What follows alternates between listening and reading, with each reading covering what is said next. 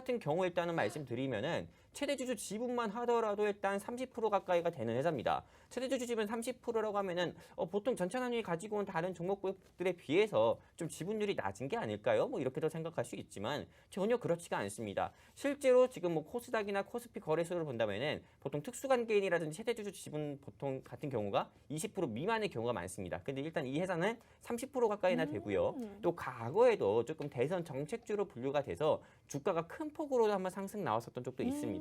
그리고 다른 구리 관련주, 즉 이구산업이라든지요, 뭐 국일신동이라든지 그 외 다른 회사들과 다르게요. 이 회사 같은 경우는 직접 구리랑 동파이프, 네, 발음 좋았죠. 동파이프를 제조해가지고 직접 공급을 하는 회사입니다. 근데 구리라든지 동파이프 같은 경우는 보통 이게 굉장히 다른 원자재들보다 좀 민감해요. 열 전도율이 굉장히 좋아야 됩니다. 왜냐하면 구리 같은 경우가 굉장히 쓰이는 데가 굉장히 많습니다. 맞아요. 실제로 저를 지금 아주 잘생기게 찍어주는 저 카메라에도 네, 그럼요. 구리가 들어가고요. 전자제품 그리고 그렇죠. 다 그리고 들어가요. 실제로 제가 운전해서 오는 이런 차에라든지요, 또는 우리 에어컨 같은 경우만 하더라도 정말 열 전도율이 높은 이런 구리 같은 경우가 정말 잘 들어가야 됩니다. 네, 그렇기 때문에 이런 구리 같은 경우도 실제로 조금 동유럽 지정학적 리스크 부각으로 인해서 원자재 가격이 좀 고공으로 상승 나올 때, 네, 지금 고공으로 상승 나온 섹터를 본다고 하면은 천연가스가 제일 1위겠고요. 맞아요. 두 번째는 네, 밀보리 곡물. 생산지로 조금 유명한 우크라이나가 네, 이렇게 침공을 받았으니까는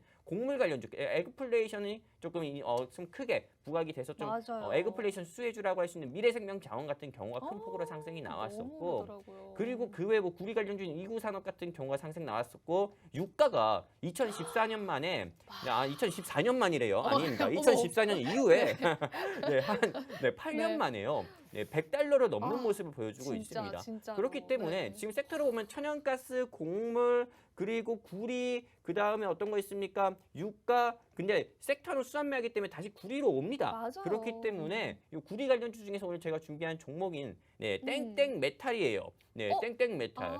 네. 차트 나가고 있어요, 전문가님. 네, 차트만 보시면 여러분들 다 아실 수 있을 겁니다. 오. 그렇다고 해서 PJ 메탈 이런 거 아닙니다. 네, 사실 종목 다 알려드린 것 같은데 제가 오늘 준비한 종목은 땡땡 메탈이고요. 그리고 과거에도 사명을 한번 변경한 적도 있었고, 이 회사는 그냥 구리만 만드는 회사입니다. 그렇기 때문에 국제 구리 가격 같은 경우가 지금 천연가스 가격 같은 경우가 연일 상승 나와서 GSE라든지 대성에너지라든지 그 외 인천 도시가스나 서울 도시가스 같이 시총 큰 회사들도 움직이지도 않는데 그런 것도 10%씩 움직이잖아요. 맞아요. 네, 근데 이 회사 같은 경우는 국제 구리 가격이 상승 나오면은 당연히 구리만 주사업을 구리 제조만 구리만 제조하는데 외길 인생은 팠던 이 회사 같은 경우는 주가가 상승 나올 수밖에 없다 저는 생각합니다. 맞아요. 근데 현재 주가는 2,000원도 안 해요. 1,900원도 안 합니다.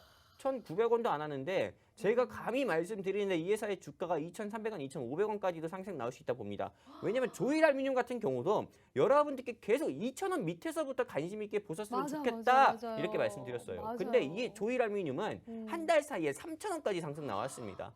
네, 제가 이렇게 방송에서 말하라는 게 다른 타경제 방송 전문가들 같은 경우는 실제 방송에서 이야기도 하지 않았고 노란톡에서 이야기도 한 적도 없는데 방송 나와서는 난 그런 거 다 이야기했고 다 수익 내드렸습니다 이렇게 거짓으로 하는 경우가 굉장히 많습니다. 흥분해서 여기까지 차게 됐는데 네, 근데 실제로 이 증시 노래방 노란톡 안에서 여기 QR코드 통해서요. QR코드 통해서 제가 직접 입장하신 분들께 말씀드렸던 PJ 메탈, 사마알루미늄, KG, ETS, 조일알루미늄 이런 종목들은 찐으로 수익이 났고 말 그대로 큰 폭으로 단순히 뭐 한 자릿수 수익률이 아니라 두 자릿수 이상의 상승률을 보여줬다 이거죠.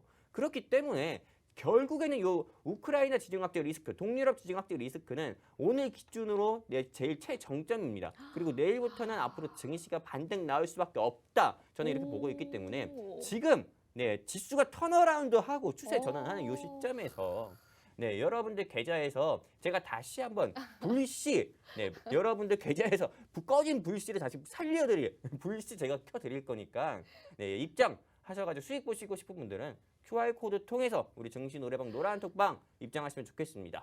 이상입니다. 우리 전문